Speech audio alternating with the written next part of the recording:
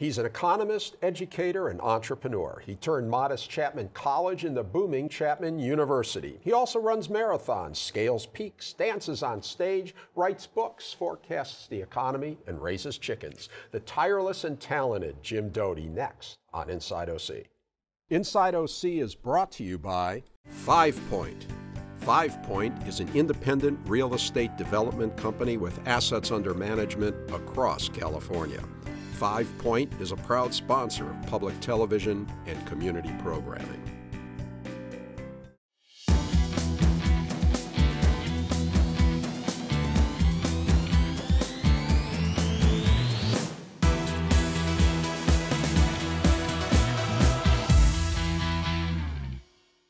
Hi, I'm Rick Reiff. Welcome to Inside OC. Soaring tuition costs, mounting loan debt, students protesting, free speech under fire. What's going on in higher education? Well, my guest can discuss that and much more. Joining me, President of Chapman University in Old Town Orange, James L. Doti. Welcome, President Doti. Thanks, Rick. Great to be on the show. So what is going on with this campus unrest? Well, a lot is going on, but what I'm most concerned about is the threat to free speech, probably the most important value at a university. And at Chapman, you've sort of made a manifesto on this. Yeah, we have a manifesto. Other schools like University of Chicago, Princeton, Yale have all adopted a statement that preserves, protects, and defends free speech. And I'm pleased and honored that Chapman is one of those schools. So I'm gathering Chapman and you do not think a lot about these concerns that students are voicing of microaggression, of having to have safe areas where they are not offended. Yeah, the point is that a university is all about being offended and having the freedom to say things that might hurt the feelings of people. That's what the search for truth is all about. What kind of reaction have you gotten from students and from the faculty over the stance that Chapman's taken on this? Well, thankfully, I think there's a hot debate going on at Chapman and other schools as well. And that debate is important. I'm not here to say that all of our students agree with me or I agree with them, but it's the fact that we can have a dialogue and a discussion that makes Chapman a more exciting and vibrant place. I haven't read that Chapman students are taking to the streets at this point. Not yet, but if they do, we'll deal with that as it comes. But they have proposed changes that we've discussed, and some things we're doing and some things we're not. What's something you're doing? Well, so something we're doing is trying to increase diversity at the university. We want to have a kind of microcosm of the world at Chapman, an international campus, and represented by people from different areas of the country, different socioeconomic backgrounds as well. That's what makes that kind of I thought Chapman already was diverse. I thought you were diverse. It could always be more diverse. Okay, yeah. And what's something that you said no? What's one of the ideas you didn't like? One of the ideas I didn't accept, and it's something that keeps coming up, is a call for a multicultural center on campus. And it's not so much that I'm opposed to a multicultural center, but it's a slippery slope. If you accept a multicultural center, a place where clubs, student organizations that deal with particular ethnicity, racial orientation, then the next step is, why don't we have a dorm, as some schools are doing, that's an African-American dorm, or an Asian dorm, or one based on some other racial group or ethnicity, which I would not tolerate. Then you're in the separate but equal, right? Yeah. Okay. I think the entire campus is a multicultural center. Okay.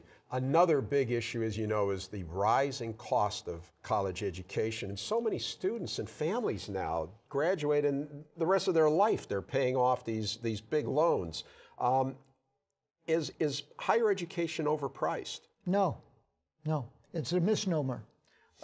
The statistics usually cited are tuition, gross tuition. It's like going to an automobile dealership and looking at that list price on the window of a car. There's a list price and an actual price, and those students who are least able to afford an education are benefiting from scholarships that are basically scholarships given to students who can't afford that tuition. So if you take tuition, net out scholarships, you'll find that net tuition is increasing slightly above the rate of inflation.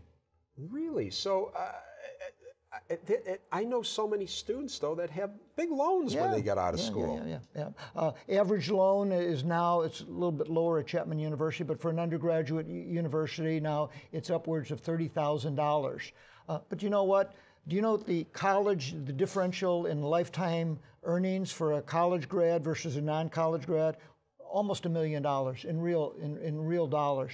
$1 million to a $30,000 investment. That's that's like a car loan. It's better to get a 4-year degree or a new car, and not a very expensive car at that. Right. I somehow I think you're almost trying to sell me a car here. You know.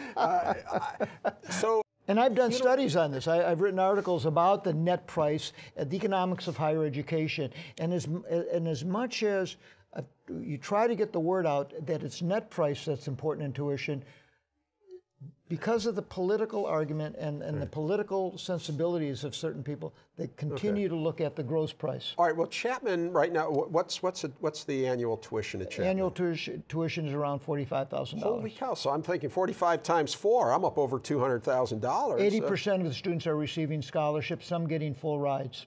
Okay.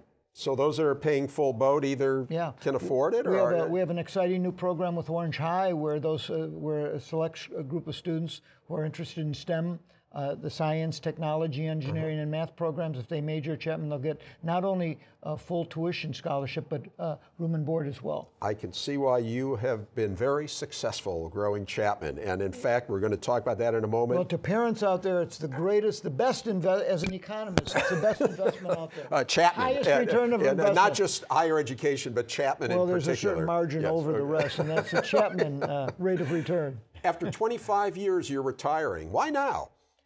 Well, I've been president 25 years. I think that's enough, and I'm reaching a point where I really believe to be a CEO, president of an organization, it's all about vision, leadership, and looking out 10 years down the road, not 2 or 3 years.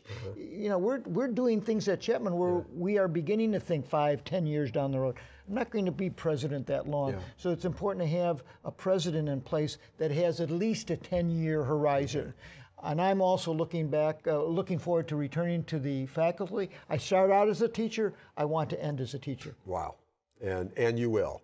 So let's take a look at what you have been able to achieve during your time at Chapman. Here's a chart that shows the growth in the university in terms of students, 4 times as many, faculty up 300%, the acreage of the university more than doubled, the endowment, my gosh, 10 times the endowment now, $300 million, the average SAT score of the students up 20%. And also, here's another chart showing that among regional universities in the West, as ranked by U.S. News and World Report, 1991, Chapman ranked 49th. Today, you're 7th and second highest among regional universities in Southern California. Who's number 1? Loyola Marymount, I believe, is ahead of you in Southern California. No. Who's ahead? Somebody's ahead of you. In Southern you don't even want to mention. But Santa Clara. Okay. All right. Anyway, having said that, you know, quite an achievement. How'd you do it? Well, first of all, it's not me. It's a great team at Chapman University. One of the nice things about being president is being at the nexus of hiring great educational leaders and great faculty. And it was coming together as a community early on, 25 years ago, where we came together, put together our first strategic plan, and the emphasis was, what can we do to make Chapman not a bigger endowment, not more buildings, all the things that happen, but how can we make Chapman the most exciting and vibrant intellectual community that we can? And that was it. We asked that question. That's it. Yeah. Nothing to it. Nothing to it. Once you decide what you want to be, everything else comes easily. Tough decisions. There must have been a lot of naysayers back when you tried to do this. Chapman was a nice college. You want to make it a great university. You're up against the UCs, UCLA, UC Irvine, USC. Talking about smaller private universities. How about Pepperdine? How about Claremont? People must have said, Jim, what makes you think you can do this with Chapman? Did you get a lot of that? Yes, but not so much that vision and what I just talked about, and that is everybody agreed, yeah, it's great, that sounds terrific, being the best intellectual environment that you can be. Everybody agreed to that. But then when you do things to lead to that, the decisions that have to be made, the strategies you have to put in place, that's when push comes to shove. For example, one of the first things what we had to do, or I felt we had to do, was eliminate a beloved program on campus. It was called the Chapman Access Program for students who were not ready for college. They would attend a summer program at Chapman and become college students.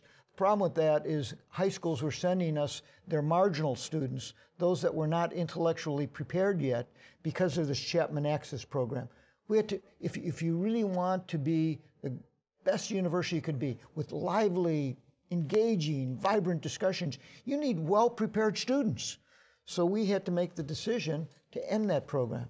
Many people were opposed to that. What about Division III? We were a Division II, Division I athletic program, where we were giving scholarships, athletic scholarships. We needed the money to give to merit-based scholarships, students with high SATs, GPAs. We didn't have the money. At that time, we didn't have the endowment. How do we get the funds? Yeah. We replaced athletic scholarships with merit-based scholarships. Can you imagine what it was like dealing with the booster club, the athletic booster club, the coaches, the then AD were unalterably opposed to that.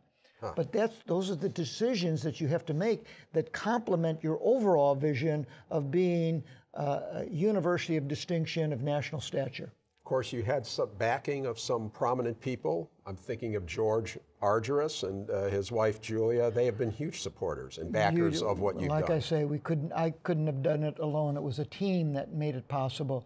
An incredible board of trustees, great leadership by George Argyris, who was chairman of the board of trustees for 26 years. We had people like Ernie Chapman, who was on our board for 65 years. I think we have the leading board of trustees in higher education. And how much have you raised for Chapman?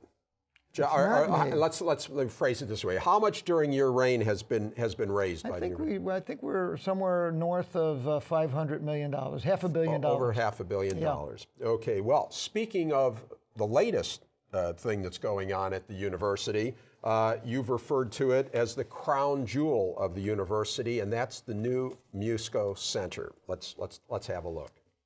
It's a breathtaking performing arts center at Chapman University that costs more than $80 million to build. And if not for the generous $38 million contribution by philanthropists Paul and Maribel Musco, for whom the center is named, these impressive first notes might have never echoed through the halls.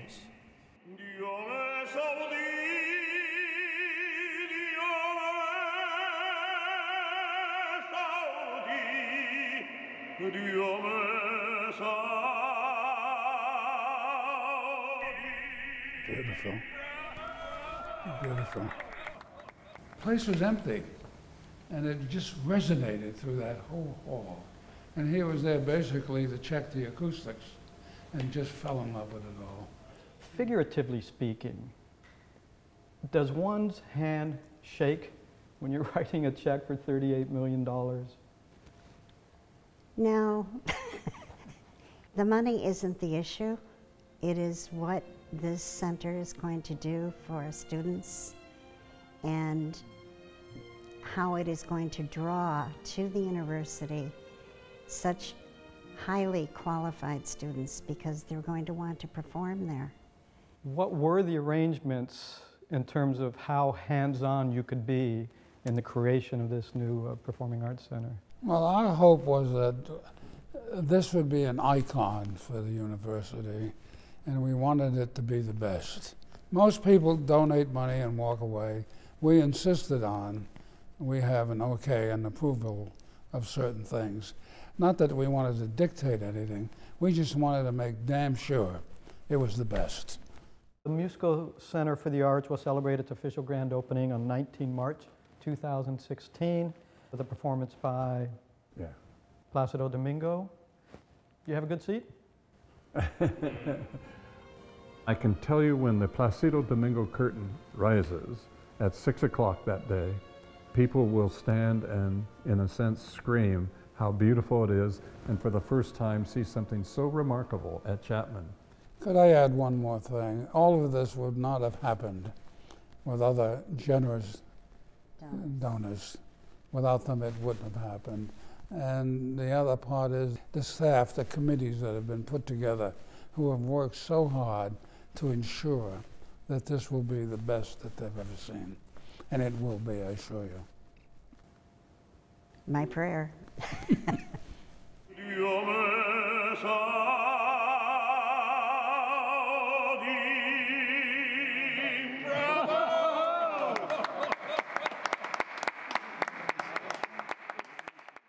Boy, Jim, what an amazing couple. Whew, incredible, incredible people. And they talk about the hands-on. I mean, they really were hands-on in Absolutely. designing that. We will have, you know, that when you go to a performing arts center, a typical problem during the intermission is that the women have long lines, the restroom, and the males, no problem. Yeah. Well, believe me, Mary Bell Musco has made sure that that will not be an issue in the Musco Center. So the men will have a problem too, or no? Yeah, we've reversed the problems out. Okay. But kidding aside, both Paul and Mary Bell have been involved in the details, the nitty-gritty, and it will make our center one of the leading performing arts center, if not the leading center in higher education. All right. In addition to all the things you've done at Chapman, you have a lot of extracurricular activities. I mentioned them at the top of the show. You run marathons, you climb mountains, you've climbed a number of the highest peaks in the world. You're a bicyclist, you dance on stage every year at Chapman's big event. You have your own TV show. You've done sitcom cameos with former students at Chapman. You do the economic forecast for the regions. You've written 2 books. But you're missing my appearances on Bold and Beautiful. Well, I said I said sitcom, but I guess that's a soap opera, isn't it? Right. So you probably do sitcoms. I'm just told Addie Briley, our intern here, tells me you're the champion Jeopardy player at Chapman University. She said, ask him about Hawaii. He knows everything about Hawaii. I'm not going to get into why you know everything about Hawaii. You raise chickens. In fact, you just brought this on. It's a Christmas present. Fig preserves. Those are from my 3 fig trees. You do your own one of preserves? which rootstock from Italy, and that's from one of my girls. And in an urban county, you do Rhode Island hens. They lay eggs, and this is a good egg. I will enjoy this one. I know that's Paula's egg, named in honor of my beloved friend Paul Musco, is like a brother to me. These are Rhode Island Reds. I don't know if you know, Paul Musco hails from Rhode Island. So I named one of my chickens in his honor. That's a Paula egg. On top of that, you return emails and phone calls quicker than any executive I know. I mean, there are other executives who hold you up as an example of time management. How do you do it all? Well, I hire great people who do all the real work, and then I could sit down and focus on my emails. You know, that's an important point. In terms of leadership, it's not a great deal of time. It's how you spend the time you have. And for a CEO of an institution, a leader within an organization, you set the overall overarching vision and the basic strategy to get there, and you hire the right people who have a passion for that vision, aspiring to that vision, and then things happen. So if I'm one of the big donors of Harvard or Princeton, I'm watching Jim Doti over the years. I'm hearing you talk like that. I want him on my campus. Over the years, were you wooed by other institutions? Yes. But, could you share with us? Could you give any names? No, I'd rather not give names. Were they big ones? Some big ones and some medium-sized schools. I think the word got around quickly that I have no interest in. Why wouldn't you have? I love Chapman University. I came from the University of Chicago. Milton Friedman, my teacher, said, "What are you going to Chapman? I've never heard of it." Milton Friedman, the great economist, was your my mentor. Teacher. I had Money 1, Money 2, Money 3 classes from him, and we were close friends as well as being my mentor and teacher. And I said, I really like to teach, and I'd like to check it out just for a year. I'm going to come back, and then I will go to a research institution. I'll never forget, 2 months after I arrived at Chapman, someone mentioned, have you been down to Laguna Beach? I said, no. He said, you take a weekend. I'll never forget driving down PCH, and all of a sudden, in the horizon is this beautiful community. It looks like something out of a Mediterranean village. And that was my epiphany when I said, I'm not going back to Chicago. I'm staying here. You've lived happily ever after. Of course, the fact that I met Lynn on campus and became my wife, that was a and let's talk about that. Here is a picture of Dr. Lynn Doti. In fact, before she recruited you as a husband, she recruited you to the university. That's right. She was my first look at Chapman University. It was in New York City, in the American Economic Association meetings, and I saw the list of schools. Chapman University, Orange County. I remember that's around Disneyland, and I'll never forget. Most schools had special hiring rooms. They had enough money to pay for a special room where you would be interviewed. I had to go to Lynn's hotel room, but she was also with Don Booth, who was then chair of the department. Oh, I thought this was going to go. I walk into a hotel room, and they're both sitting on the bed, and that was my first look at Chapman. And so the first you got her. It was the beginning of a beautiful friendship. Yes, I was going to say. So it was in a hotel. It all started in a hotel room. Very then Americana Hotel, now the Sheraton, and of right course, on Broadway. Lynn is a very accomplished economics professor. Working on her 5th book. Right, and she's has she retired, or is she? This is her last year. So you're going off into the sunset. She's finishing a book, and she's hoping to. She's retiring as a teacher at Chapman, but she's going to continue doing her research. Okay, let's take a look at somebody else. Who's this gentleman? Danelli Strupa. Great guy. Hired him 10 years ago. I'll never forget when he walked into my office and he saw some of my mountain climbing pictures and started naming the mountains. I said, how do you know? He said, I'm a climber too. And then, of course, Strupa, Italian, Sicilian. So he's in. He climbs mountains. He's a fellow Italian, and I'm half. We're taking over. That's right. In fact, and so, anyways, just before we get off Danelli, because I do want to get to the Italian Chicago stuff. Any advice? He's going to be taking over. He's got big shoes to fill. What advice have you given him? Listen, he's going to be a great guy. I don't think I need to give him advice. I'm going to help him. I'm going to be around Chapman. I'm going to teach, but I'll also be involved in some fundraising projects. But with Daniele, he'll be his own man. But most important, he has the most important attribute that any CEO of any institution, be it higher education or not, and that is he treats people with respect and dignity. Okay. And besides doing that, he's a highly respected mathematician. One of the great mathematicians of the world. And you recruited him from George Mason. That's right. A place you've raided a few times, right? That's for right. talent. Well, are you allowed on the George Mason campus? I don't think so. Persona non grata. We of course recruited our resident Nobel laureate, Vernon Smith, from George Mason, and a number of others. Yeah. We always do our recruitment, by the way, in the dead of winter. Yeah, and you bring them here and they see what usually it looks like. Usually in February, early February. A very good approach. What would you have done if you had not gone into education? Interesting question, Rick. I love challenge. You know, in almost any position, any endeavor, there are challenges. And I really feel that no matter what I would have gotten into, whether it would have been banking, finance, and as an economist, that would be typical, or in research, I would have been happy. I generally find satisfaction in whatever responsibilities I'm given, because you can always be a leader. You don't have to be a CEO to be a leader. You can be a leader in whatever position you have within an organization, because leadership is all about transformation. Finally, we only have about 30 seconds. You grew up in Chicago.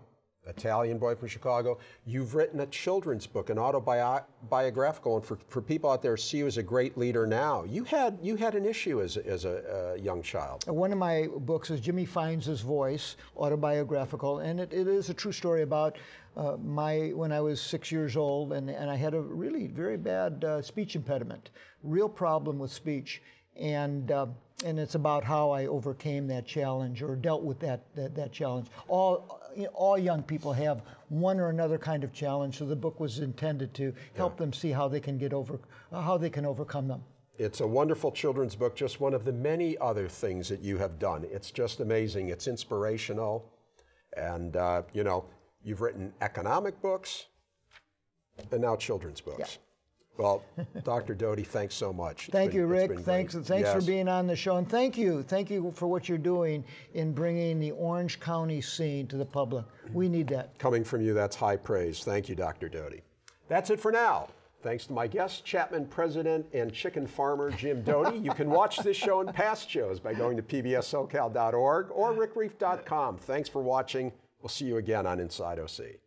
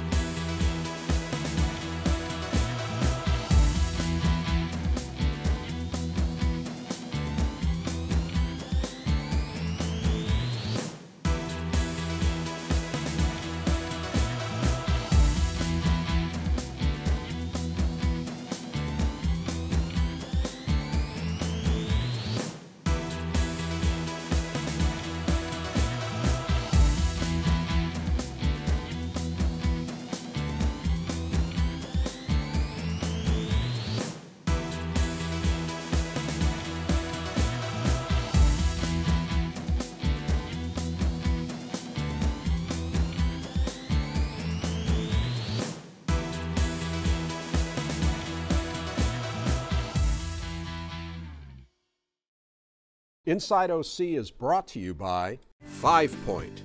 5 Point is an independent real estate development company with assets under management across California. 5 Point is a proud sponsor of public television and community programming.